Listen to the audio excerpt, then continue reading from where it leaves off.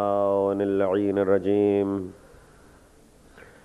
بسم الله الرحمن الرحيم. الحمد لله الأول بالأول كان قبله والآخر بالآخر يكون بعده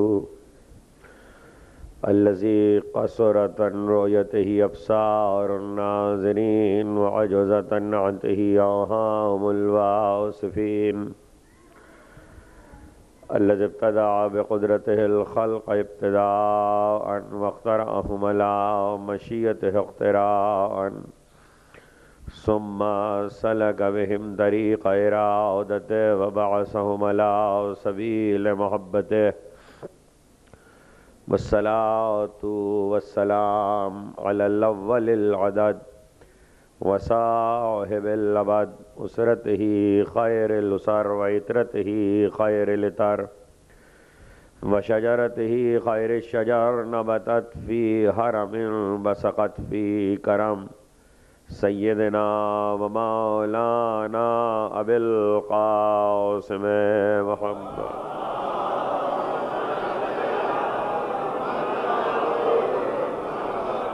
وأهل بيته الطيبين الطاهرين المعصومين المظلومين الذين أذهب الله عنهم الرجس وطهرهم تطهيرا.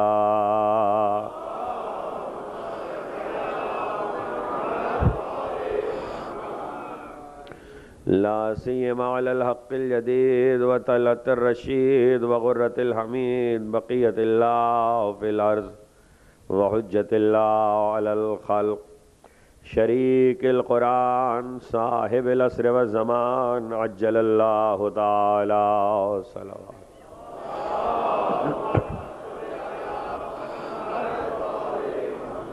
ولعنة الدائمة الباقية على أعدائهم ومنكر فضائلهم وغاصب حقوقهم أجمعين من يوم ظلمهم إلى يوم الدين. أما بعد فقد قال الله سبحانه وتعالى في محكم كتابه الحكيم نريد أن نمن على الذين استضعفوا في الأرض نجعلهم أئمة ونجعلهم الوارثين. صلوات.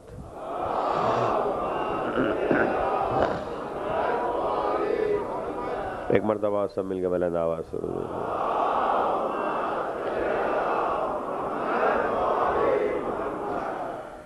امام بارگاہ حسینیہ زہرا میں آپ حضرات عشرہ اربعین کی دوسری تقریر سماعت فرما رہے ہیں بعنوان شرح زیارت وارثہ.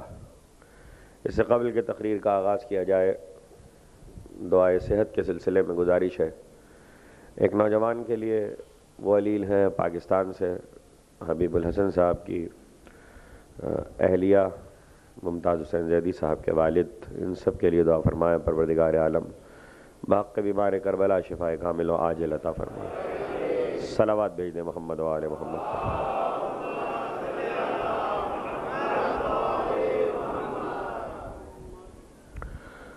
شرح زیارت وارثہ کے عنوان پر ہماری دوسری تقریر ہے. کل ہم گفتگو کر رہے تھے لفظ زیارت پر تعارفی تقریر میں کہ ہمارے معصومین نے جاتے جاتے دنیا سے پردہ کرتے کرتے اپنے چاہنے والوں کو اس معاملے میں مایوس نہیں ہونے دیا کہ کوئی یہ سمجھے کہ دور غیبت میں اس کا رابطہ امام سے کٹ گیا ہے، بلکہ رابطے کا طریقہ بتا کر گئے. اور شاید اس سے آسان طریقہ کوئی ہو بھی نہیں سکتا تھا کہ براہ راست اپنے ایمان کے یقین کے ساتھ اس کو مخاطب کرو جس پر تمہارا یہ ایمان ہے کہ وہ ہر وقت ہر جگہ تمہاری آواز کو سن رہا ہے. اور وہ ساری ہستیاں کہ جو اہل بیت کے صاحب عصمت افراد ہیں وہ سن رہے ہیں، جواب دے رہے ہیں۔ یہ الگ بات ہے کہ ہم اپنی سماعت میں اس قابل نہیں کہ ہم ان کے جواب کو نہ سن سکیں، لیکن یہ زیارت یہ بھی ایک امر توفیقی ہے۔ جب تک توفیق نہ ہو اس وقت تک کوئی اس کام کو انجام نہیں دیتا، اور یہ میں نہیں کہہ رہا ہوں کہ امر توفیقی ہے، بلکہ ختمی مرتبت رسالت مآب صلی اللہ علیہ وآلہ وسلم ارشاد فرماتے ہیں کہ من اراد اللہ بہ خیرا قذف فی قلبہ محبت الحسین و محبت زیارتہ۔ اللہ جس کے ساتھ خیر کا ارادہ کر لے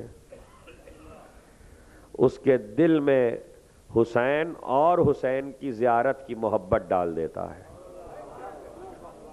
اللہ خیر کا ارادہ کر لے، یعنی جہاں اللہ کے سارے ارادے خیر ہی کے ہوتے ہیں۔ دیکھیے پروردگار کی طرف سے صدور شر نہیں ہوتا، خدا کی ذات سے شر صادر نہیں ہوتا، اس کی طرف سے خیر ہی صادر ہوتا ہے۔ جہاں اس کا ہر کام خیر ہے اس خیر میں بھی محبت حسین کوئی اور خیر ہے،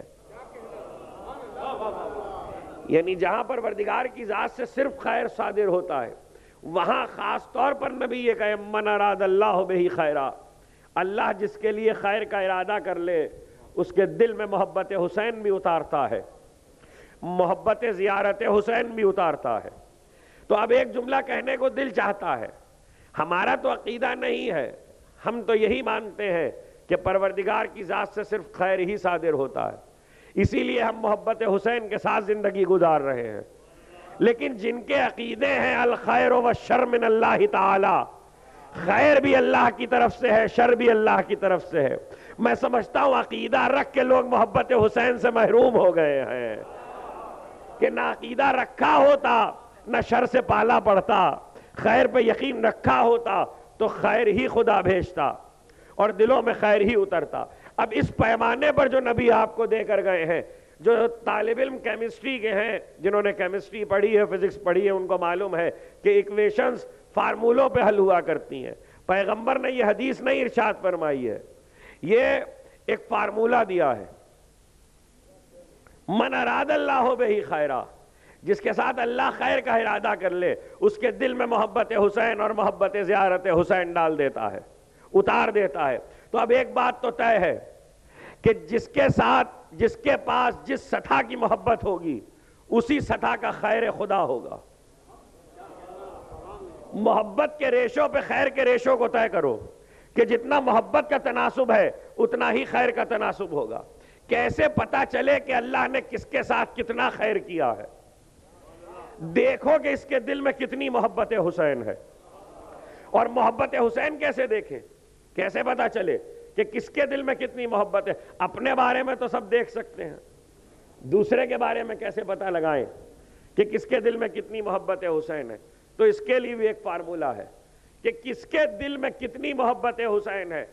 حضرت امام جعفر صادق علیہ السلام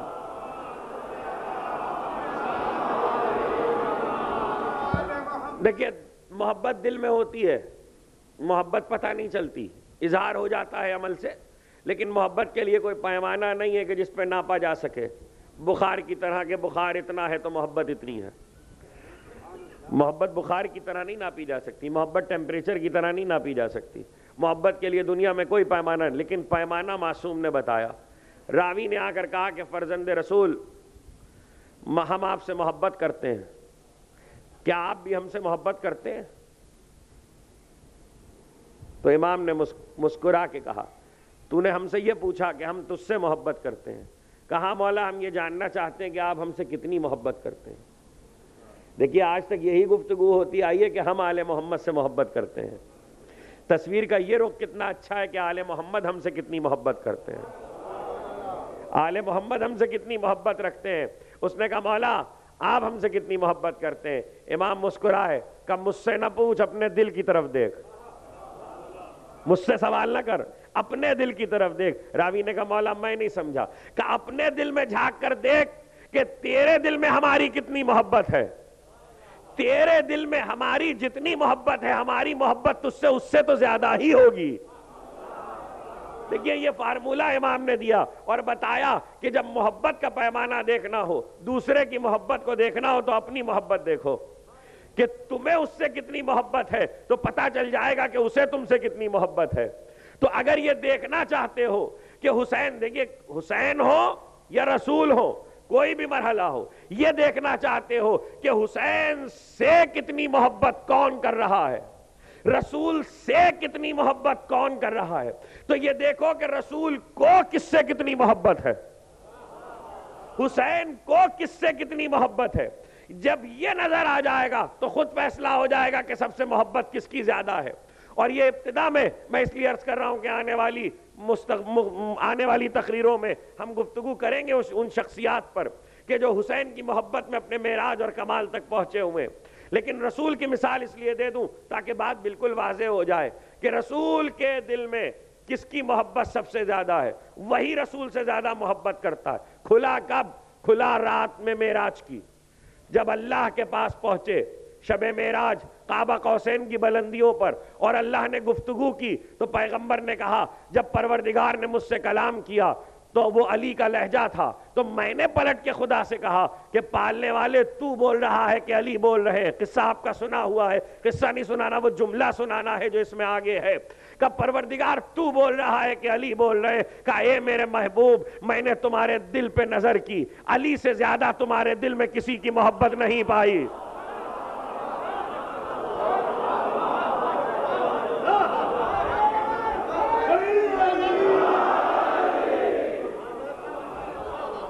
میں نے تمہارے دل پہ نظر کی، علی سے زیادہ کسی کی محبت میں نے تمہارے دل میں نہیں پائی، اس لیے میں نے تم سے علی کے لہجے میں گفتگو کی تاکہ تمہارا دل مضبوط رہے، تاکہ تمہارا دل مضبوط رہے۔ یہ نبی بیان کر رہا ہے، بڑی احتیاط کی منزل ہے، کیا کروں قاب قوسین کی منزل ہے، کچھ کہہ بھی نہیں سکتا، اس لیے بس ایک جملہ کہہ کے آگے بڑھ جاؤں کہ بات علی اور محمد کی محبت کی تھی، اللہ نے اپنے آپ کو بھی درمیان سے ہٹا لیا۔ صلوات بھیجے محمد وال۔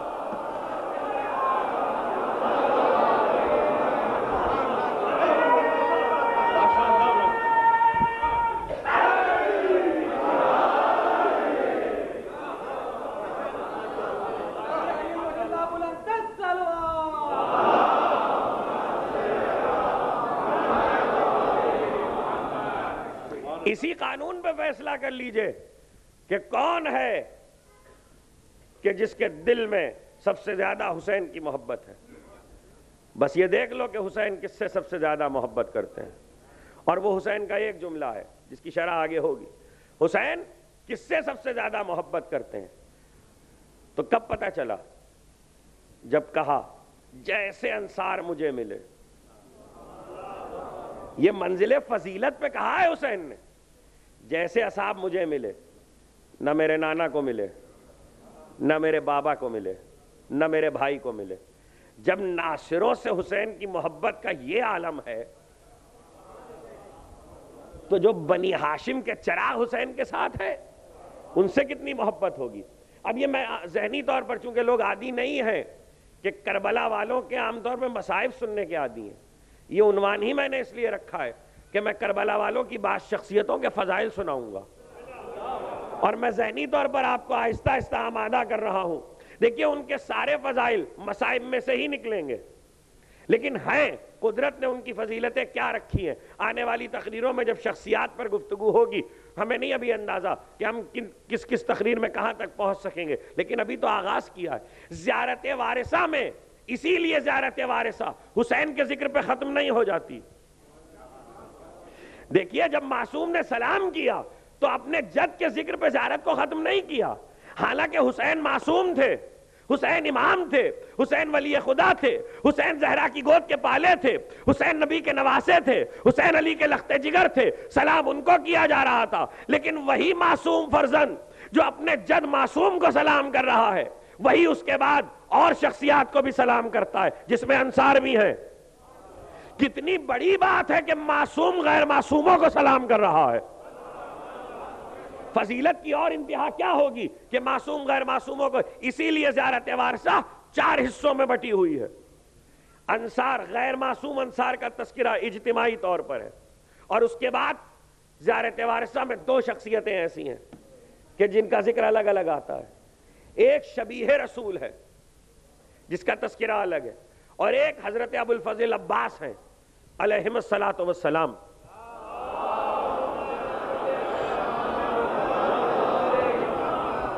جن کا تذکرہ ہے. اور زیارت شروع ہوتی ہے حسین کے ذکر سے، ختم ہوتی ہے ذکر ابو الفضل پر. اسی ترتیب سے ہم آگے بڑھیں گے اور ہمارا عشرہ بھی اسی ترتیب سے آگے بڑھے. السلام علیکہ یا وارث آدم صفوت اللہ، السلام علیکہ یا وارث نوح نبی اللہ، السلام علیکہ یا وارث ابراہیم خلیل اللہ، السلام علیکہ یا وارث موسیٰ کلیم اللہ، السلام علیکہ یا وارث عیسیٰ روح اللہ. رسول سے پہلے 5 انبیاء کا تذکرہ اس زیارت میں کیا گیا. 5 انبیاء کی وراثت کے حوالے سے حسین کا ذکر کیا گیا. اور زیارتیں بھی ہیں جن میں ان 5 انبیاء کا ذکر ہے، اور بلکہ زیادہ انبیاء کا تذکرہ بھی ہے، جیسے کہ زیارت ناہیہ.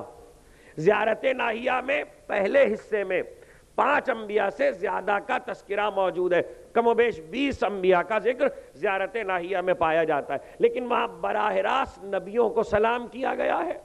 یہاں یہ کہا گیا ہے کہ انبیاء کے وارث، اے آدم کے وارث تجھے سلام.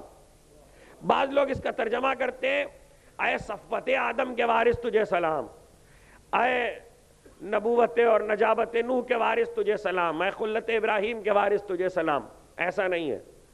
یہ محاورتاً تو ٹھیک ہے لیکن زیارت کے جملے میں ایسا نہیں ہے. السلام علیکہ یا وارث آدم صفوت اللہ، اے آدم کے وارث. صفوت آدم کی صفت کے طور پر آیا ہے. اے السلام علیکہ یا وارث نوح نبی اللہ، نبی نوح کی صفت کے طور پر آیا ہے. السلام علیکہ یا وارث ابراہیم خلیل اللہ، خلیل ابراہیم کی صفت کے طور پر آیا ہے. یا تمیز اور بدل نہیں ہے، اور نہ لفظ پہلے آیا ہے کہ صفوت کی اضافت آدم کی طرف ہو، نہیں، صفوت کی اضافت اللہ کی طرف ہے. اس لیے بالکل صاف ترجمہ یہ ہے کہ اس پر سلام جو آدم کا وارث ہے، وہ آدم کہ جو صفوت اللہ ہے. اس پر سلام جو نوح کا وارث ہے، وہ نوح جو نبی اللہ ہے. اس پر سلام جو ابراہیم کا وارث ہے، وہ ابراہیم جو خلیل اللہ ہے. یہ اس ترتیب کو یاد رکھیے گا. السلام علیکہ یا وارث موسیٰ کلیم اللہ، اس پر سلام جو موسیٰ کا وارث ہے، وہ موسیٰ جو کلیم اللہ ہے. السلام علیکہ یا وارث عیسیٰ روح اللہ، اس پر سلام جو عیسیٰ کا وارث ہے، وہ عیسیٰ جو روح اللہ ہے. یعنی یہ صفوت سے لے کے روح تک کی ساری صفتیں انبیاء کی صفتیں ہیں. اگر آپ یہ کہیں گے اے صفوت آدم کے وارث تجھے سلام، توجہ، اے صفوت آدم کے وارث تجھے سلام، تو اس میں آپ نے آدم کی میراث میں حسین کو محدود کر دیا. ذرا سی اس نازک بات کو سمجھ لیجئے گا. باپ نے ایک گھر چھوڑا، ایک مل چھوڑی، ایک کتب خانہ چھوڑا.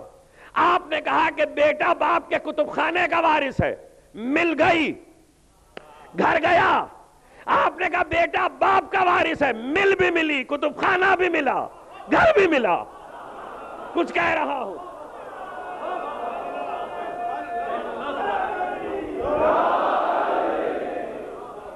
یہ نزاکتیں ترجمے میں بہت اہم ہوا کرتی ہیں، اور یہی اسی قسم کا جملہ زیارت اربعین میں ہے.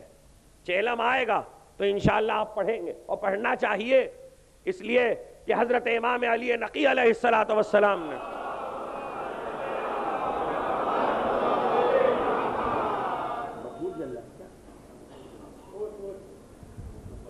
تھوڑا سا منع کر دیجیے.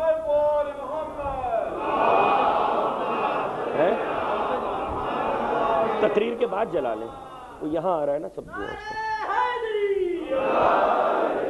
ایک بار اور صلوات بھیج دیں محمد اور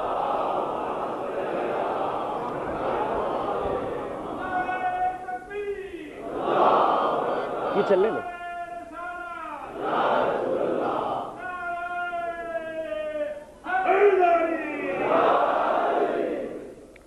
اے آدم کے وارث، زیارت اربعین، امام نے فرمایا کہ مومن کی نشانی ہے زیارت اربعین کا پڑھنا. ایمان کی نشانیوں میں سے ایک نشانی ہے. اس زیارت اربعین میں ایک جملہ ہے جو امام نے ارشاد فرمایا اپنے جد کے لیے، آتیتہ مواریث الانبیاء، اے پروردگار تو نے حسین کو انبیاء کی وراثتیں دی ہیں. تو اب یہ طے ہو گیا کہ وارث حسین ہیں تو آدم کی ساری وراثتیں حسین کے پاس آئیں گی، نوح کی ساری وراثتیں حسین کے پاس آئیں گی. یہ جو وراثت کا معاملہ ہے، قرآن مجید میں امامت بھی ہے، قرآن میں رسالت بھی ہے، قرآن میں نبوت بھی ہے، قرآن میں ہدایت بھی ہے، لیکن قرآن میں ایک اور چیز ہے اور وہ ہے وراثت. اس لفظ کو لوگ اپنے حق کے معاملے میں تو استعمال کرتے ہیں لیکن اس کی حقیقت سے آگاہ نہیں ہے. یہ لفظ صرف اپنے حق کے معاملے میں نہیں استعمال ہوتا، قرآن مجید اس لفظ کو عجیب عجیب انداز سے استعمال کرتا ہے. وَنُرِيدُ أَن نَّمُنَّ عَلَى الَّذِينَ اسْتُضْعِفُوا فِي الْأَرْضِ نَجْعَلَهُمْ أَئِمَّةً وَنَجْعَلَهُمُ الْوَارِثِينَ. ہم نے ارادہ کر لیا ہے، اللہ کہہ رہا ہمارا ارادہ ہے کہ جنہیں زمین میں کمزور کر دیا گیا، جنہیں زمین میں ضعیف کر دیا گیا، مستضعفین اسی لیے یہ لفظ استعمال ہوتا ہے، جنہیں زمین میں کمزور کر دیا گیا ہے، یعنی ان کے پاس طاقت ہے لیکن کمزور کر دیے گئے ہیں، ہم نے ارادہ کر لیا ہے کہ ہم انہیں امام بنائیں. نجعلہم ائمۃ، ہم انہیں امام قرار دیں، ونجعلہم الوارثین، اور ہم انہیں وارث قرار دیں. یہاں وارثین مطلق آیا ہے، یعنی کسی چیز کی وراثت دیں یہ نہیں کہا، بلکہ یہ کہا کہ ہم انہیں وارث بنائیں. اس کے معنی ہے جیسا عہدہ امامت ہے ویسی ہی وراثت ہے. جس سطح پہ امامت کی گفتگو ہوئی ہے اسی سطح پہ وراثت کی گفتگو ہوئی ہے. اب یہ مستضعف جو کیا گیا ہے، کمزور کیا گیا، کیسے پتا چلے؟ حضرت موسیٰ تورات کے وعدے پر جب طور پہ پہنچے اور 30 دن 10 دن میں 40 دن میں تبدیل ہوئے، 10 دن بڑھ گئے، اور حضرت موسیٰ واپس آئے تو جاتے جاتے اپنی قوم سے کہہ کر گئے تھے کہ دیکھو میرے پیچھے ہارون کی اطاعت کرنا اور ان کے حکم کو ماننا، سرتابی نہ کرنا. جب واپس آئے تو دیکھا کہ گوسالے کی پرستش ہو رہی ہے، بچڑا پوجا جا رہا ہے، بچڑے کی عبادت ہو رہی ہے، سامری کامیاب ہو گیا. تو تاریخ بھی کہتی ہے اور قرآن بھی اشارہ کرتا ہے کہ حضرت ہارون کی داڑھی پکڑ کے سوال کیا کہ تمہارے ہوتے ہوئے یہ کیسے ہوا کہ لوگ گمراہ ہو گئے، تمہارے ہوتے ہوئے گمراہی کیسے آ گئی؟ تو اب ایک بات تو طے ہو گئی کہ نبی اگر جائے اور وصی کو چھوڑ کے جائے تو آ کے وصی سے پوچھتا ہے کہ تمہارے ہوتے ہوئے گمراہی کیسے آ گئی، تمہارے ہوتے ہوئے گمراہی کیسے آ گئی، نہ وصی سے پوچھتا ہے. اب اگر وصی خدا نہ خواستہ غلطی پر ہے، پوچھا کیوں؟ پوچھا اس لیے کہ قیامت تک کے لیے حجت قائم ہو جائے کہ وصی کی غلطی نہیں ہے، وصی کی خطا نہیں ہے، بلکہ وصی نے کیا کہا؟ یبن امہ انا ھذا القوم استضعفونی وکادوا ان یقتلوننی. اے میرے ماں جائے، بہت قریب تھا، اس قوم نے مجھے ضعیف کر دیا، اس قوم نے مجھے کمزور کر دیا، بہت قریب تھا کہ یہ مجھے قتل کر دے. حضرت موسیٰ حضرت ہارون کے اس جواب پر خاموش ہو گئے اور پھر ہارون سے سوال نہیں کیا، پھر قوم سے گفتگو کی. یعنی وصی پہ جو اتمام حجت تھی وہ تمام ہو چکی. وصی سے اس وقت تک پرسش ہوگی قوم کے گمراہ ہونے کی جب تک کہ وہ یہ نہ کہہ دے کہ مجھے ضعیف کر دیا گیا، مجھے کمزور کر دیا گیا. جیسے ہی وصی نے کہا مجھے کمزور کر دیا گیا، نبی نے کہا اب تمہاری خطا نہیں ہے، اب امت قصوروار ہے. تو تاریخ اگر اپنے آپ کو بعد میں دہرائے کہ وصی کے ہوتے ہوئے امت گمراہ ہو جائے تو اب دیکھنا کہ وصی کمزور تھا یا طاقتور تھا، تو علی چاہتے تھے کہ حجت تمام ہو جائے، اسی لیے رسول کی قبر پہ کھڑے ہو کے یہ آیت پڑھی، یا ابن امہ انا ھذا القوم استضعفونی۔ آیت علی نے پڑھی ہے رسول کی قبر پہ کھڑے ہو کے، اے میرے ماجائے، اس قوم نے مجھے کمزور کر دیا۔ علی کا اتمام حجت تو دیکھیے، رسول کو ماجایا بھی کہہ رہے ہیں، اپنی کمزوری کا اعلان بھی کر رہے ہیں، بتا رہے ہیں کہ دیکھو ایک طرف اتمام حجت بھی کر دوں، دوسری طرف رشتہ بھی بتا دوں۔ یہ صحیح ہے کہ میری ماں اور ہے، رسول کی ماں اور ہے، لیکن کیا کروں، رسول کو بھی تو بنت اسد نے پالا ہے۔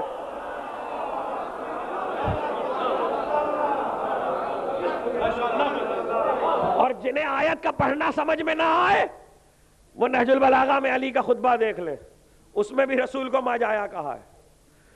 ابھی علی کی بلاغت ہے، کمزور کر دیا۔ اب یہاں کمزوری کے معنی کیا ہے؟ ناصر ختم ہو گئے، یعنی وصی رسول کے ناصر ختم ہو جائیں تو گویا اسے کمزور کر دیا گیا، کوئی بھی ناصر نہ رہا، 4 سے زیادہ نہ آ سکے، علی نے بلایا۔ تو اب ایسے موقع پر قرآن کہتا ہے جسے کمزور کر دیا گیا، ہم اسے امام بنائیں گے، ہم اسے وارث بنائیں گے۔ تو قرآن کا تو وعدہ ہے نا، امامت طاقت کی طرف نہیں جائے گی، یعنی جسے امت اپنی طاقت دے دے امامت ادھر نہیں جائے گی، امامت ادھر جائے گی کہ امت جسے کمزور کر دے۔ تو اسی آیت پہ فیصلہ کر لو کہ امامت کدھر ہے، پیغمبر کے بعد امامت کدھر ہے، اسی آیت پہ فیصلہ کر لو۔ اور رہ گئی وراثت، تو وراثت میں لوگ یہ سمجھتے ہیں، ذرا سا اس آیت کا سمجھنا اور سمجھانا ضروری تھا۔ ہمارا ارادہ ہے کہ جو زمین پہ کمزور کر دیے گئے ہم انہیں امام بنا، اور انہیں وراثت دیں۔ وراثت مال کی ہوتی ہے، وراثت جائیداد کی ہوتی ہے، ورثہ جتنی جتنی زمین بڑھتی جائے گی وراثت بڑھتی جائے گی، جیسے جیسے ملک و مال بڑھتا جائے گا وراثت بڑھتی جائے گی، وارث بہت سے ہوں گے تو وراثت تقسیم ہو جائے گی۔ لیکن وراثت میں کچھ چیزوں کا جاننا ضروری ہے۔ پہلی بات تو یہ کہ ایک جب بہت دولت ہو تو وارث چاہیے ہوتا ہے، وارث نہ ہو تو وارث کے لیے پریشانی ہوتی ہے۔ کسی کے پاس بہت دولت ہے، بڑی جائیداد ہے، بڑا مال ہے، زندگی میں بہت کچھ کمایا ہے، بڑی محنت کی ہے، وارث نہیں ہے، وارث نہیں ہے، یعنی اتنا کچھ حاصل کر لیا مگر وارث نہیں ہے، تو درگاہوں پہ جاؤ، پیروں کے پاس جاؤ، فقیروں کے پاس جاؤ، دعائیں کرو، تمنائیں کرو، مرادیں مانو، منت مانو۔ اجی کہاں دوڑے پھر رہے ہیں آپ؟ کہ کیا کریں، سب کچھ ہے وارث نہیں ہے۔ معلوم یہ ہوا آپ کے پاس سب کچھ ہو اور وارث نہ ہو تو ہر در پہ جا کے دروازہ کھٹکھٹائیے، ہر چوکھٹ پہ آواز دیجئے، ہر فقیر سے مانگیے، ہر پیر سے سوال کیجئے، ہر جگہ دعا کیجئے، وارث مل جائے، پالنے والے وارث دے دے۔ یعنی آپ کے پاس دنیا کا کمایا ہوا سب کچھ موجود ہو اور وارث نہ ہو تو وارث چاہیے ہوتا ہے۔ کتنی تمنا ہوتی ہے، آپ کہتے ہیں اللہ کا دین ہے، جس کے پاس دین ہے وہ وارث کیوں نہ رکھے گا؟ یہ کیسے ہو سکتا ہے کہ دین کے ہوتے وارث نہ ہو؟ آپ کے پاس دولت ہو تو آپ کو وارث چاہیے، اس کے پاس دین ہے تو کیا دین لاوارث ہوگا؟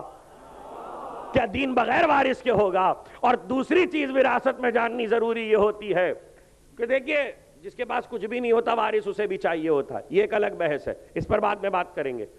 اگر انسان کے پاس تھوڑی سی محنت کے بعد کچھ دولت آئی ہے، کچھ کمائی ہے، کچھ زمینیں ہیں، کچھ زراعت ہے، کچھ کھیتیاں ہیں، اور اب کوئی وارث آ گیا تو اب دو چیزیں ہیں۔ ایک تو یہ کہ جو وارث ہوا ہے باپ بوڑھا ہو گیا ہے مگر ابھی زندہ ہے، دولت بہت ہے، بیٹے کو سب کاروبار زمینیں کھیتیاں سپرد کر دیں، بیٹے نے کھا پی کے برابر کر دیا، اڑا دیا۔ ایک وارث یہ ہے۔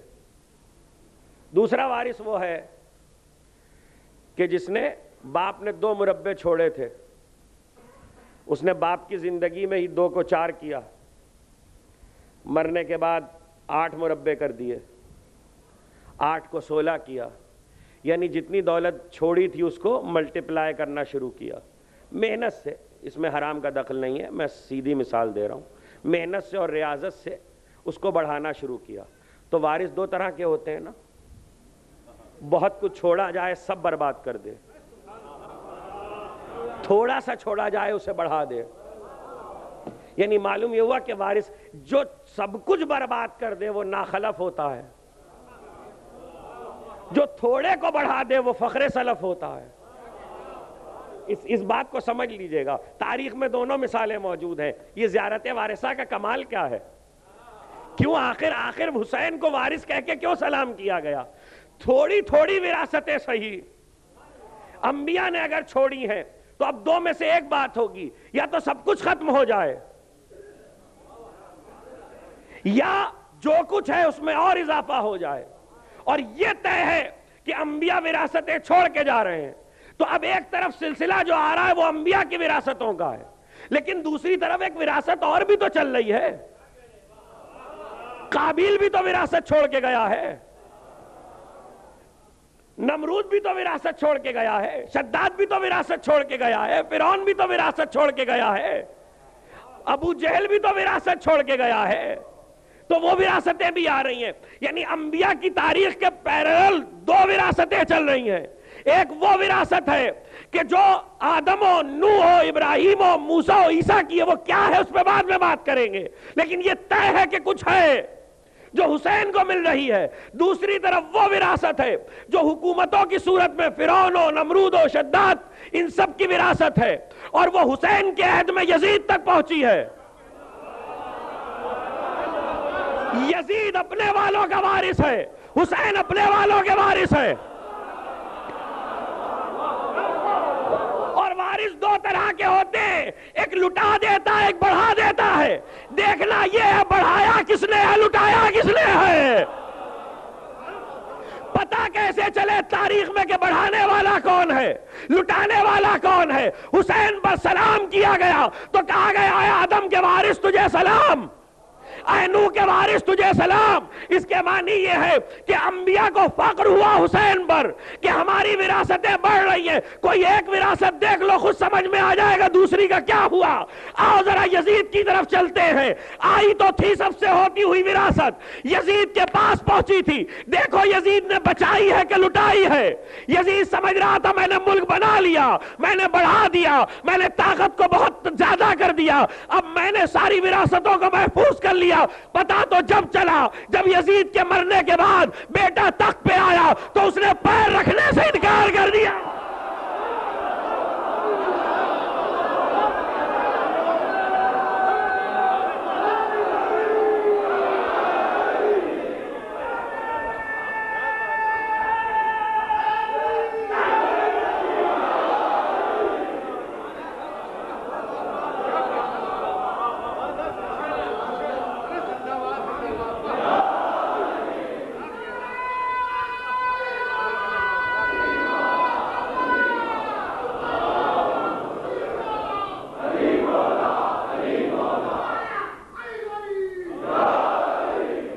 بیٹا تخت پہ آیا، حاکم ہوا تو اس نے تخت پہ پیر رکھنے سے انکار کر دیا.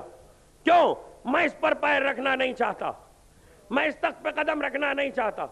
ارے بڑا پرانا تخت ہے، بڑا قیمتی ہے، بہت وراثت کو بڑھایا گیا ہے، اس کی قدر تو سمجھ. کتنے ادوار سے ہوتا ہوا آیا ہے. فرعون و نمرود و شداد کا تخت ہے، فرعون و نمرود و شداد کا تخت ہے، کتنے ادوار سے ہوتا ہوا آیا. اس تخت کے لیے کتنے پاپڑ بیلے گئے تھے، اس تخت کے لیے کتنوں کا خون بہایا گیا تھا، اس تخت کے لیے کتنی محنتیں کی گئی تھی. تو اسے ٹھکرا رہا ہے. وارث نے بتایا ایسے تخت کو یاد رکھنا جسے اس کا وارث ٹھکرا رہا ہے. دیکھیے وراثت خود فیصلہ کرے گی کہ کون اہل ہے کون نااہل ہے. جس تخت کو خود یزید کا بیٹا قبول نہ کرے اس کے لیے حسین جنگ لڑنے نکلیں گے.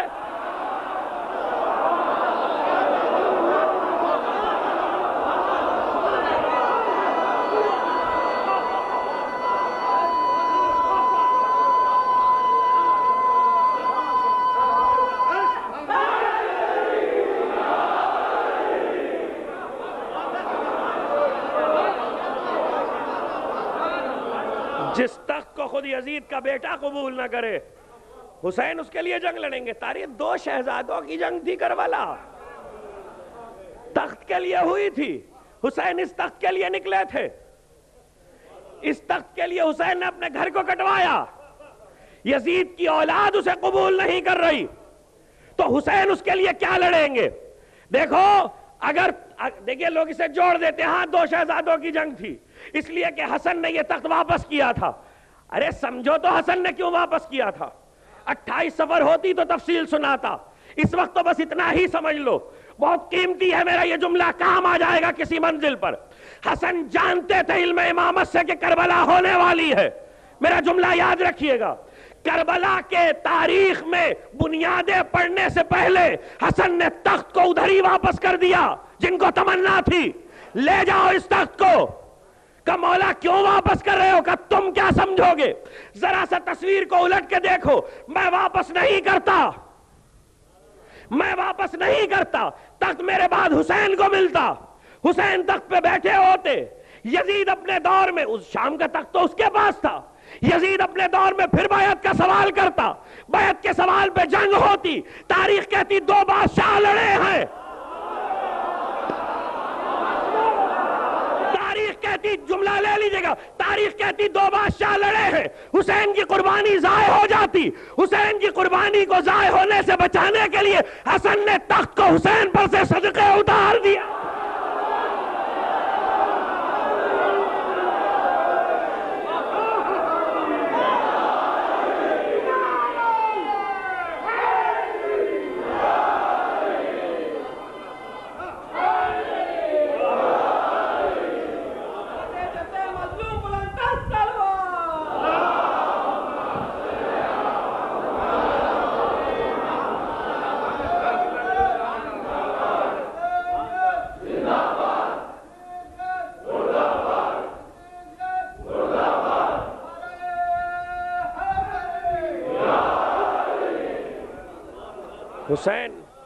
حسین اس تخت پہ بیٹھیں گے، حسین کیا کوئی بھی اس تخت پہ بیٹھنا نہیں چاہتا، کوئی بھی اس تخت پہ بیٹھنا نہیں چاہتا۔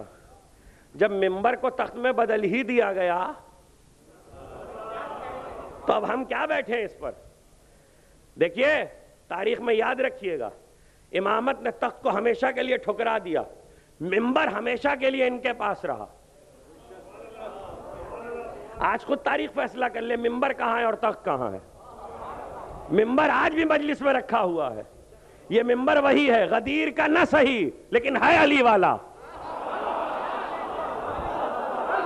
غدیر کا نہ صحیح لیکن ہے علی والا، منبر وہی ہے تو منبر رہا۔ رہ گئی بات یہ کہ اچھا علی واپس آئے، علی واپس آئے تھے، علی نے قبول کیا تھا لیکن قبول تخت نہیں کیا تھا، علی منبر ہی پر آئے تھے، علی منبر پر ہی آئے تھے۔ اور آپ کو پتا ہے اب کیا کروں، مجھے وراثت سمجھانی تھی لیکن اب بات آ گئی تو 2 جملے سن لیجئے، میں آگے بڑھ جاؤں گا، بات کو تشنا چھوڑنے کا عادی نہیں ہوں۔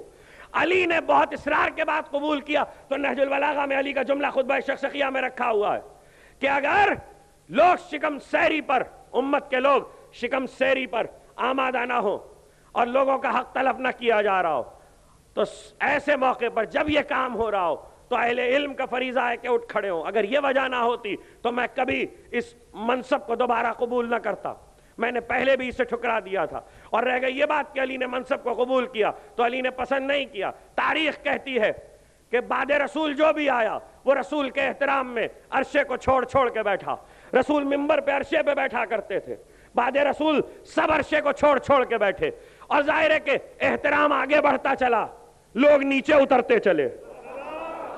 اب اور کیسے آسانی سے سمجھاؤں، جیسے جیسے احترام بڑھتا چلا لوگ نیچے اترتے چلے۔ جب علی کی بیعت ہوئی اور علی نے منبر پہ قدم رکھا تو پہلے زینے پہ قدم رکھا، لوگ حیران ہوئے، پھر دوسرے زینے پہ قدم رکھا، لوگ اور حیران ہوئے، پھر تیسرے زینے پہ قدم رکھا، لوگ اور حیران ہوئے۔ علی وہاں جا کے بیٹھے جہاں رسول بیٹھتے تھے، لوگ اور حیران ہوئے کہ یہ تو رسول کی جگہ پہ بیٹھ گئے۔ علی مسکرائے، تم اس پہ حیران ہو کہ میں رسول کی جگہ پہ بیٹھا ہوں، میں تو دوست پہ بیٹھا تھا۔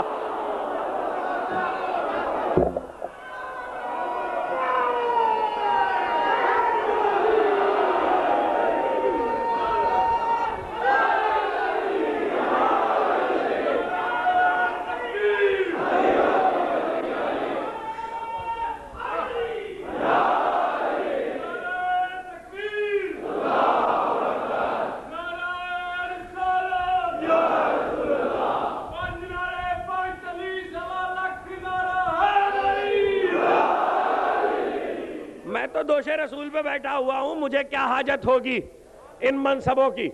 اس لیے اور رہ گئی بات تخت کی، تو تخت پہ اب قیامت تک ہمارے ہاں کا کوئی نہیں بیٹھے گا، ہمارے ہاں کا کوئی نہیں بیٹھے گا۔ سال گزشتہ کی حقیقت اسلام اشرے کی آخری تقریر، اس جملے سے جس کو یاد ہوگا میں اپنی تقریر کو جوڑ رہا ہوں، ہمارے ہاں کا اب کوئی آدمی تخت پہ نہیں بیٹھے گا۔ جس کو یزید کے بیٹے جیسے نے ٹھکرا دیا، ہم قیامت تک اس پہ قدم نہیں رکھیں گے۔ مہدی کائنات کا مالک بھی ہو جائے گا، اقتدار قائم بھی کر دے گا، تو اس کے لیے سلیمان کا تخت آئے گا، تمہارے تخت پہ نہیں بیٹھیں گے۔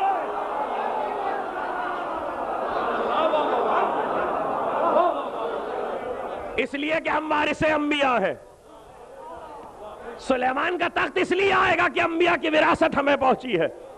جب ہم آدم کے وارث ہیں، جب ہم نوح کے وارث ہیں، جب ہم ابراہیم کے وارث ہیں، جب ہم موسیٰ کے وارث ہیں، ہم ہر نبی کے وارث ہیں، تو ہر نبی کا ورثہ ہم تک پہنچ رہا ہے۔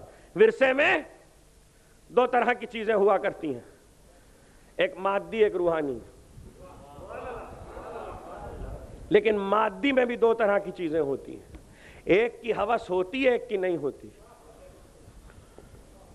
دیکھیے، دولت کی ہوس ہوتی ہے، جائیداد کی ہوس ہوتی ہے، مال کی ہوس ہوتی ہے، مکانوں کی ہوس ہوتی ہے، زمینوں کی ہوس ہوتی ہے۔ لیکن مادی میں ایک چیز ایسی ہے، کچھ چیزیں ہیں وہ مجموعی طور پر عرض کر رہا ہوں، ان کی ہوس نہیں ہوتی۔ مرنے والے نے مال چھوڑا، لوگ آ کے جمع ہو جاتے ہیں، کتنا چھوڑ کے گئے؟ اکاؤنٹ میں کیا ہے؟ زمینیں کتنی ہیں؟ اچھا، کہیں آپ نے دیکھا ہے کہ کسی مرنے والے کے پاس جب وہ مر گیا ہو، لوگ تعزیت میں پہنچے ہوں، یہ باتیں کرتے تو سنائی دیں گے، مال کتنا چھوڑا، زمین کتنی تھی، دولت کتنی ہے؟ یہ تو آپ کو کوئی نہیں کہتے دکھائی دے گا۔ جوڑے کتنے چھوڑے ہیں، ٹوپیاں کتنی چھوڑی ہیں؟ ملے گا آپ کو؟ نہیں ملے گا۔ کیوں؟ وہ بھی لے جائیے، لے جائیے، اس سے تو اتنا ڈر لگا ہوتا ہے کہ جلدی جلدی سامان سمیٹو، کسی فقیر کو دے دو۔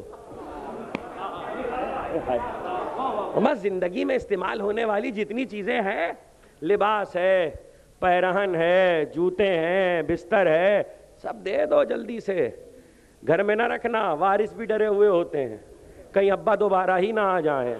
صلوات بھیجیں محمد وآل۔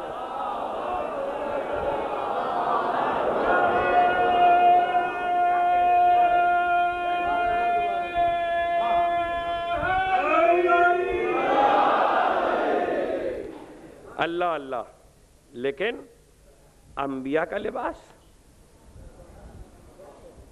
پیغمبروں کا پیراہن، وہ تو فقیروں کو نہیں دیا جاتا، فقیروں کو نہیں دیا جاتا۔ کہ دیکھیے، پیغمبر کی بھی دو ہی طرح کی میراث تھی، ایک پہ جھگڑا ہوا، ایک پہ نہیں ہوا۔ ہائے ہائے ہائے ہائے ہائے، ایک پہ جھگڑا ہوا، ایک پہ نہیں ہوا۔ ایک کے لیے لوگوں نے دعویٰ کیا، ایک کے لیے نہیں کیا۔ جب علی نے دیکھا کہ صرف ایک پہ دعویٰ ہوا ہے، تو گھر والوں نے طے کیا کہ لوگوں کو بتایا تو جائے کہ نبی کی میراث ہے کیا۔ لوگ کچھ سمجھ رہے ہیں، انہیں بتا تو دیا جائے تاریخ میں کہ میراث نبوت کہتے کس کو ہیں۔ تو عباس اور علی مسجد نبوی میں لڑتے ہوئے آئے۔ عباس ابن عبد المطلب اور علی، وہ چچا ہیں، یہ چچا زاد بھائی ہیں، اور جھگڑا اس پر ہے کہ دونوں یہ کہہ رہے ہیں کہ دیکھو علی، عباس کہہ رہے ہیں علی، پیغمبر کا ورثہ میرا حق ہے۔ میں لفظ میراث پہ رکا ہوں، پیغمبر کا ورثہ میرا حق ہے۔ علی کہہ رہے ہیں چچا میرا حق ہے۔ اب جب مسجد میں یہ گفتگو شروع ہوئی تو بھیڑ لگنا شروع، دربار ہے، ظاہر ہے کہ لوگ حیران ہیں۔ اب کوئی یہ نہیں پوچھ رہا کہ ورثہ تو جا چکا، آپ کون سے ورثے پہ جھگڑ رہے ہیں؟ اتنے محب ہوئے ہیں لوگ دونوں کے جھگڑے میں کہ لوگ دیکھ رہے ہیں کہ آخر جھگڑا کس بات کا ہے۔ جب مسجد میں سب جمع ہو گئے تو عباس کہہ رہے ہیں کہ ورثہ میرا ہے، علی کہہ رہے ہیں میرا ہے۔ عباس کہہ رہے ہیں میں چچا ہوں، میں قریب ہوں، میرا حق زیادہ ہے، تم چچا زاد بھائی ہو۔ علی کہہ رہے ہیں میں چچا زاد بھائی بھی ہوں، داماد بھی ہوں، حق میرا ہے۔ جب مسجد میں بھیڑ لگ گئی تو علی نے ایک بار کہا، قمر جاؤ وہ ساری میراث رسول لے کر آؤ۔ قمر گھر گیا، سیدہ سے کہا لائیے میراث رسول دے دیجئے۔ وہ سارے تبرکات لے کر مسجد میں آ گئے۔ علی مسکرائے کا چچا ٹھیک ہے۔ آپ کہتے ہیں آپ وارث ہیں، یہ رسول کا امامہ رکھا ہے سر پہ رکھیے، یہ رسول کی قبا ہے بر میں پہنیے، یہ رسول کا پٹکا ہے کمر میں باندھیے، یہ رسول کی ابا ہے دوش پہ ڈالیے، یہ رسول کا گھوڑا ہے اس پہ بیٹھیے، یہ تلوار ہے اسے اٹھائیے اور جائیے، یہ آپ کا ہی ہے۔ علی کا عمل تو دیکھیے، اتنی فراغ دلی کے ساتھ میراث رسول پہ فیاضی ہو رہی ہے، یہ علی کا اطمینان ہے کہ کوئی لے کے کیسے جائے گا۔ ایک بار عباس ابن عبد المطلب نے قبا پہنی، کمر میں پٹکا کسا، ابا دوش پہ ڈالی، اٹھا ہی نہیں جاتا، جہاں بیٹھے تھے وہاں سے اٹھ نہ سکے۔ ارے کپڑے کی ابا اتنی بھاری ہو گئی، یہ کپڑے کی ابا کا وزن نہیں ہے، رسالت کی ابا ہے، یہ رسالت کا بار ہے۔ اس رسالت کے بار کو یاد رکھیے گا، جب علی اکبر پہ تقریر کروں گا تب کام آئے گا میرا جملہ۔ یہ رسالت کا بار ہے۔ اور ابا، اب ظاہر ہے جب ابا کا بوجھ، امامہ خیر اتار کے رکھا، اب بھی نہ اٹھا گیا، ابا اتاری، قبا اتاری، پٹکا کھولا، تلوار کو اٹھایا تو اٹھائی نہ گئی، اتنی وزنی تھی۔ اب رہ گیا گھوڑا، آئے، جیسے ہی گھوڑے کے قریب آئے، اس کی لجام پہ، دیکھیں گھوڑے پہ سوار ہونے کے لیے لجام پکڑنا ضروری ہوتا ہے، جیسے ہی لجام پکڑنے کی کوشش کی، اس نے اپنے دونوں پیر جو بلند کیے۔ آپ کو پتا عباس ابن عبد المطلب کتنی قامت کے ہیں؟ عباس ابن عبد المطلب کا قد عربوں میں بہت بلند ہے، بلند قامت عربوں میں بلند ہے۔ ایک ہوتا 2 رکابہ گھوڑا، ایک ہوتا 2 رکابہ اونٹ۔ اونچا گھوڑا ہو تو 2 رکاب ہوتی ہیں، 1 رکاب 2 رکاب، سوار ہو جائیے۔ ایک ہوتا 2 رکابہ اونٹ عرب میں، یعنی ایک اونٹ کہ جس پہ 1 رکاب کے ذریعے سوار ہو جائیے، سارے کے 2 رکابہ، کتنا بلند۔ اس اونٹ پہ عباس بیٹھتے تھے تو قدم زمین پہ خط دیتے تھے۔ یہ ہے عباس ابن عبد المطلب کی قامت۔ ہاتھ جو ڈالا گھوڑے کی لجام پہ، اس نے اپنے اگلے دونوں پیر بلند کر کے جو ہنہنایا ہے تو اس کی دہشت سے عباس جیسا بے ہوش ہو گیا۔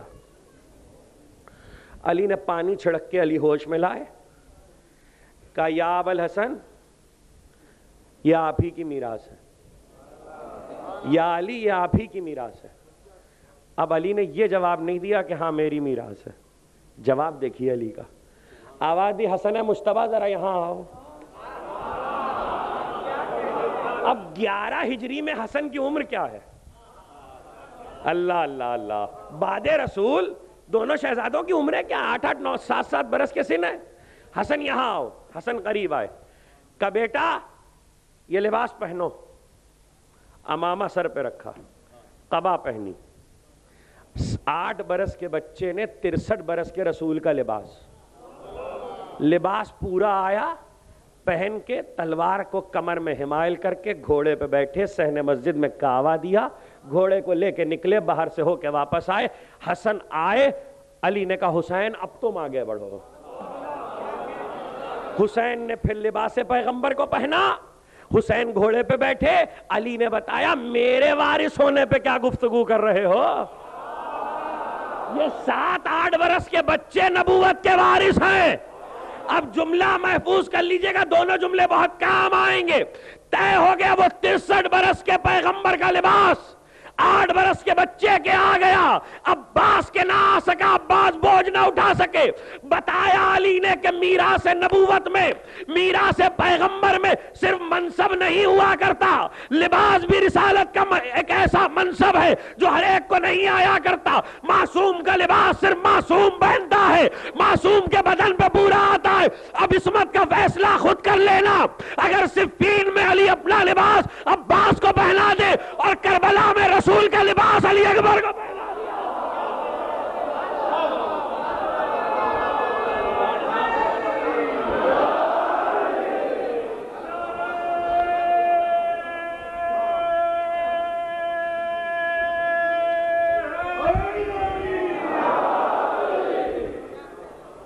یہ ہے میراث۔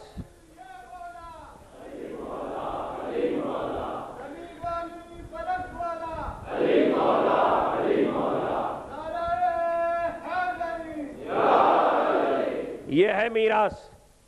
کل سے انشاءاللہ بتدریج انبیاء کا ذکر فردن فردن ہوگا اور ہم انبیاء کی میراث پہ گفتگو کریں گے. صفوت آدم کا خاصہ ہے، آدم کی میراث نہیں ہے. انبیاء کے تبرکات آل محمد تک پہنچے، حسین اس کے وارث ہیں. ایک یہ میراث ہے. دوسرا میراث جو روحانی ہوتی ہے، مادی میں وہ میراث جس کی ہوس نہیں کی جاتی. دوسری وہ میراث، وہ ورثہ جو روحانی ہوتا ہے. روحانی ورثے میں علم ہوا کرتا ہے، روحانی ورثے میں اوصاف ہوا کرتے ہیں، روحانی ورثے میں وہ خصائص ہوتے ہیں جو ایک کے بعد دوسرے کو منتقل ہوتے ہیں. تو اب دیکھنا پڑے گا کہ آدم کے پاس کون سا وصف تھا کہ جس کے وارث حسین ہوئے ہیں. نوح کے پاس کون سا وصف تھا جس کے وارث حسین ہوئے ہیں. ابراہیم کے پاس کون سا وصف تھا، کون سا ایسا خاصہ تھا جس کے وارث حسین ہوئے ہیں، جس کی وراثت کا یہاں اظہار کیا گیا اور اس کا کربلا سے بھی تعلق ہے. موسیٰ کے پاس وہ کون سا ورثہ تھا جس کے وارث حسین ہوئے ہیں، وہ کون سا وصف تھا. عیسیٰ کے پاس وہ کون سا وصف تھا جس کے وارث حسین ہوئے ہیں. دیکھیے جن لفظوں کے ساتھ تعارف کرایا گیا وہ انبیاء کے خاصے تھے. لیکن میں ایک جملہ کہہ دوں، آج کی تقریر اپنی منزل سے قریب ہونے جا رہی ہے. آدم کا وصف خاص ان کی خاک ساری ہے، اس لیے کہ وہ خاک سے خلق ہوئے تھے. یہی معنی عدم کے ہیں. ابھی عرض کریں گے کل آنے والی تقریر میں کہ لفظ آدم کے لغوی معنی کیا ہیں. خلقہ من تراب، وہ خاک سے خلق ہوئے تھے. تو آدم کا وصف خاک ساری. نوح کا وصف خاص نوحہ. نوحے کے معنی چند بول پڑھ کے رونا نہیں ہے. نوحے کے معنی ہے میت پر بیان کرنا. نوحے کے لغت میں معنی ہے میت پر بیان کرنا. اس طرح روتے تھے حضرت نوح جیسے میت پر عورتیں بیان کرتی ہیں، اس لیے ان کا نام نوح پڑا. تو نوح کا وصف خاص گریا ہے. ابراہیم کا وصف خاص قربانی ہے. موسیٰ کا وصف خاص ہجرت ہے. عیسیٰ کا وصف خاص اذیت اور مصائب کا سہنا ہے. یہ انبیاء کے وہ وصف خاص ہیں کہ جس کے حسین وارث ہوئے. اور اوصاف بھی ہیں، لیکن اس زیارت میں جس کی طرف اشارہ ہو رہا ہے یہ وہ ایسے وصف ہیں کہ خاکساری آدم سے آئی تو آدم کی خاکساری کو وارث آدم نے یہاں تک بڑھا دیا کہ جس خاک پہ اپنا لہو گرا وہ سجدگاہ بن گئی. تقریر یہاں ختم ہوئی. کل یہاں سے شرح ہوگی کہ کون سی خاک ہے جس کی طرف سجدہ کیا گیا اور کون سی خاک ہے جس پر سجدہ کیا گیا. دونوں میں فرق ہے اور بہت بڑا فرق ہے. اس فرق کو یاد رکھنا چاہیے، اس لیے کہ مٹی مٹی مختلف ہوا کرتی ہے. یہ ایک ایسی منزل ہے حسین کی، حالانکہ میدان میں حسین تھے. نور کیا کروں؟ نہج البلاغہ میں علی نے ایک جملہ کہا، اللہ اکبر. کل شرح کریں گے آنے والی تقریر میں انشاءاللہ. فرمایا کہ اگر اللہ چاہتا تو آدم کو ایسے نور سے خلق کرتا کہ لوگوں کی آنکھیں چکا چوند ہو جاتی. اللہ چاہتا تو آدم کو ایسی خوشبو سے پیدا کرتا کہ لوگوں کی سانسوں کو اس کی مہک جکڑ لیتی. لیکن اللہ نے آدم کو مٹی سے پیدا کیا. یہ مٹی کہ جب کربلا میں وارد ہوئے تو جب گھوڑے بدلے اور گھوڑا نہ چلا، حسین نے زمین سے خاک اٹھائی، سونگی اور ایک بار کہا عباس خیمے لگا دو، اب ہم آگے نہیں بڑھیں گے، اب ہم یہیں رکیں گے. جب خیمے لگ گئے، ظاہر ہے کہ آج جیسا کہ کل اعلان کیا گیا تھا، مجھے اس بچی کے تذکرے تک آنا ہے لیکن میرے دو جملے سن لیجئے. جب خیمے لگ گئے تو ایک بار جناب زینب نے فضہ سے کہا فضہ ذرا میرے بھائی کو تو بلانا. آئے. کہا زینب کیا بات ہے؟ کہا بھیا یہ کون سی زمین ہے جس کی مٹی سے تمہارے خون کی بو آتی ہے؟ اس خاک کو پہچانتے چلیے. یہ دوسرا مرحلہ تھا. تیسرا مرحلہ بڑا قیامت کا تھا. جب گھوڑے پہ سوار ہوئے اور ذوالجناح کو ایڑ لگائی، سارے ناصروں کے جانے کے بعد حسین رخصت آخر کے بعد جانے لگے تو ذوالجناح نے چلنے سے انکار کیا۔ بچی کی سسکیاں آواز آ رہی تھی، نہ جاؤ بابا، نہ جاؤ بابا۔ اتر پڑے، کہ سکینہ بی بی ہم نے تمہیں رخصت کر دیا تھا، ہم نے تمہیں رخصت کر دیا تھا، تم ہمیں رخصت کر چکی۔ تو بچی نے صرف اتنا کہا، بابا آخری بار ہمیں سینے پہ سلا لو۔ حسین کربلا کی جلتی ہوئی خاک پہ لیٹ گئے، سکینہ کو سینے پہ لٹایا، سکینہ کو سینے پہ لٹا کے تسلیاں دینا شروع کی، اور آہستہ آہستہ کہتے جاتے ہیں، بیٹا دیکھو اب ماں کے سینے پہ سونے کی عادت ڈالو۔ تو بچی ہے نا، معصوم بچی نے صرف اتنا کہا، بابا اماں کے سینے پہ تو علی اصغر سوتے ہیں۔ تو حسین بے قرار ہو کے کہتے ہیں، سکینہ آج سے علی اصغر ہمارے سینے پہ سوئیں گے، تم ماں کے سینے پہ سویا کرو۔ بچی نے بس اتنا کہا، بابا جب آپ کی یاد آئے گی تو میں رات کو مقتل میں آ جاؤں گی، نیند آئے گی جب آپ کی بو پاؤں گی بابا، میں رات کو مقتل میں چلی آؤں گی بابا۔ عزیزو شہ نے کہا، سوتی نہیں سیدانیاں باہر، سینے پہ سلائے گی تمہیں رات کو مادر۔ وہ بولی کہ سوئیں گے کہاں پھر علی اصغر، شہ نے کہا کچھ صدقے، شہ نے کہا بس ضد نہ کرو صدقے ہو تم پر، شب ہوئے گی اور دشت میں ہم ہوئیں گے بی بی، اصغر میرے ساتھ آج وہیں سوئیں گے بی بی۔ اس نے کہا بس دیکھ لیا آپ کا بھی پیار، میں آپ سے بولوں گی نا اب یا شہ ابرار، اچھا نہ اگر کیجے گا جلد آنے کا اقرار، مر جائے گی اس شب کو تڑپ کر یہ دل افگار، کیسی ہے یہ باتیں میرا دل روتا ہے بابا، گھر چھوڑ کے جنگل میں کوئی سوتا ہے بابا۔ خدا آپ کی آوازوں پر اپنی رحمت نازل کرے، خدا آپ کی آنکھوں پر اپنی رحمت نازل کرے۔ ایک بار اٹھ کر بیٹھ گئے، سکینہ کی آستینوں کو لوٹا اور اس کے بعد کہا، ایک کربلا کی خاک اٹھائی سکینہ کے سر میں ڈالی، کہ بابا کیا کرتے ہو؟ کہ بیٹا آج سے تم یتیم ہو۔ کہ بابا یتیم کسے کہتے ہیں؟ کہ بیٹا جس کا باپ مر جائے وہ بچہ یتیم ہوتا ہے۔ یہ آخری موقع تھا جب حسین سکینہ سے رخصت ہوئے تھے، اور یہاں سے لے کہ زندان شام تک بچی اپنے باپ کو بہت یاد کرتی رہی۔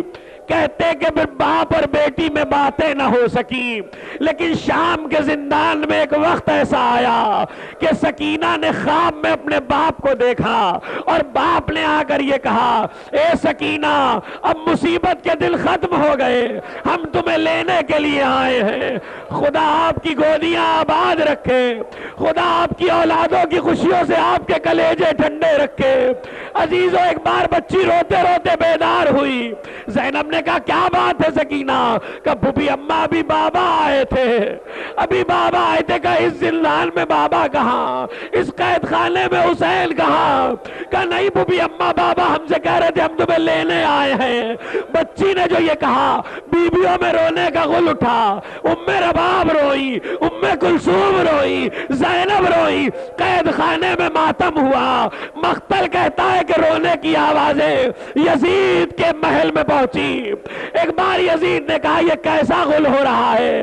ہند نے کہا ارے بچی اپنے باپ کو یاد کر رہی ہے، سر بھیج دے۔ جب ہند نے کہا تو سر بھیجنا پڑا۔ زندان میں جب حسین کا سر آیا، ایک نور سامنے آیا، بیویاں احترام میں کھڑی ہوئی، سکینہ نے باپ کے سر کو دیکھا، ایک بار آگے بڑھ کے ننھا سا دامن پھیلایا، سکینہ نے باپ کے سر کو دامن میں لیا، رخسار پہ رخسار رکھے آواز دی، بابا تمہارے بعد تماچے مارے گئے، تمہارے بعد گوشوارے چھینے گئے، بابا بڑی مصیبتیں پڑی، بابا بھائی سید الساجدین کو تازیانے لگائے گئے، بابا بھوبی کی چادر چھین لی گئی، قید خانے کے اس اندھیرے میں ایک بار سکینہ کی آواز آنا بند ہو گئی. مقتل کہتا ہے زینب نے کہا بیٹا سکینہ کچھ نہیں بولتی. سید الساجدین قریب آئے, نبض دیکھی, کب بھی اِنَّا لِلَّهِ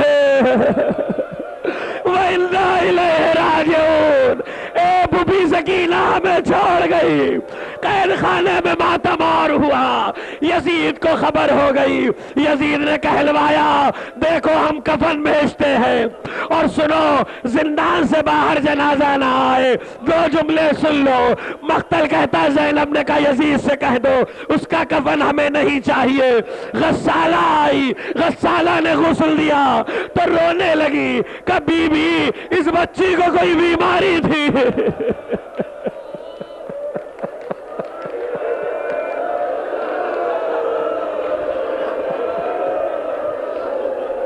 جملے میرے سن لو, اس بچی کو کوئی بیماری تھی. زینب نے کہا رہے نہیں یہ تازیانوں کے نشان ہے, یہ سیلیوں کا لہو ہے. ایک بار بچی کا غسل ہو چکا, اسی کرتے میں بچی کو دفنایا گیا. پیاسی سکینہ, لیکن سنو گے کفن کہاں سے آتا. کہتے بیمار امام نے یزید سے کہلوایا میرا امامہ لوٹا گیا تھا وہ مجھے واپس بھیج دے. امامہ واپس آیا, جلے ہوئے امامے کو بیمار نے کھولا, بہن کی میت کو امامے میں رکھا. خدا کسی بھائی پر یہ وقت نہ لائے. اے علی مرتضیٰ, خیبر کا در اٹھانا آسان تھا, بندھے ہوئے ہاتھوں سے بہن کی میت.